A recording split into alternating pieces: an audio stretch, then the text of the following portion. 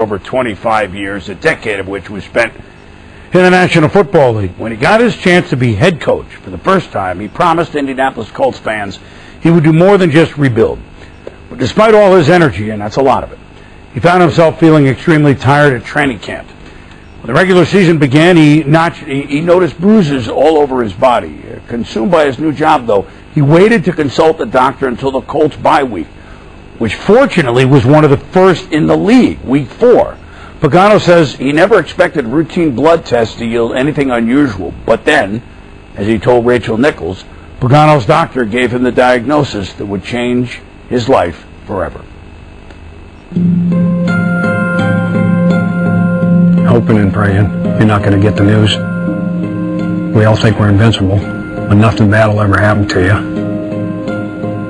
All of a sudden you get hit upside the head with a baseball bat and they tell you got leukemia.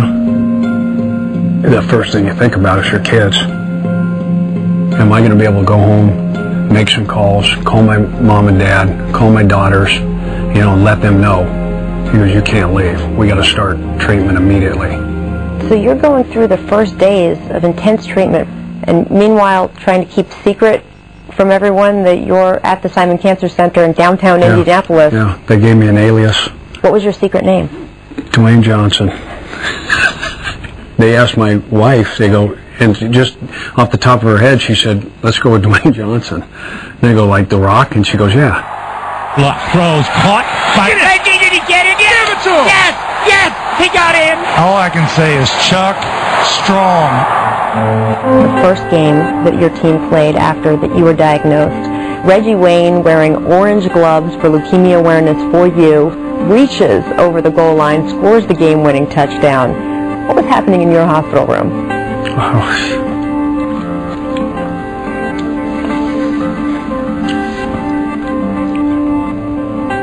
Well, we were going crazy, because it was, it didn't look good. It was 21-3 at half, and then all of a sudden, they come out and start making plays, and it's an inspiration. You're like, I got to get back. I got to get well. I got to win. I got to beat this. I want to ask you about your treatment. What was the toughest part of that? There were some dark moments, some dark days that you got to battle through. It physically tears you down to the point where, you lose 20 to 25 pounds. I can remember got to take a shower for the first time in a long, long time, which was like winning the lottery, okay?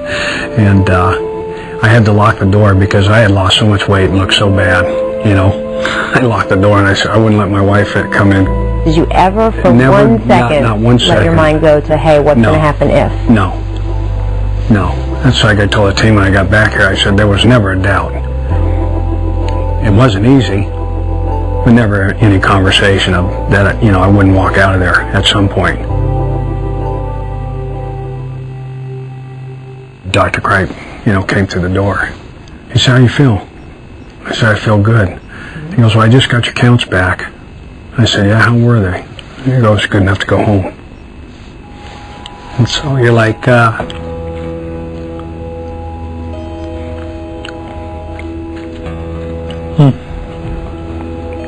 it's like a day early. So, anyway, he says, what time's the game? And I said, we play at 1 o'clock today. He said, you should be out here by noon and make it home in time to see the game from home. So it was big. Chuck Strong everywhere. What does Chuck Strong mean to you? There's just, there's so many good people. Just blow you away. You have moments like that, and you say, okay, I know exactly why I'm here. When you left, your interim coach, Bruce Arians, made a big deal about the light in your office staying on. He said, I don't want anyone to think we're packing this office up. When you came back in, what was that moment when you were walking out the door and you reached over the light? It's like victory, winning a game.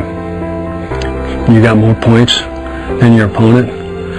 Shut the light down, got your briefcase in your hand, walk out the door, get in your car, and go home.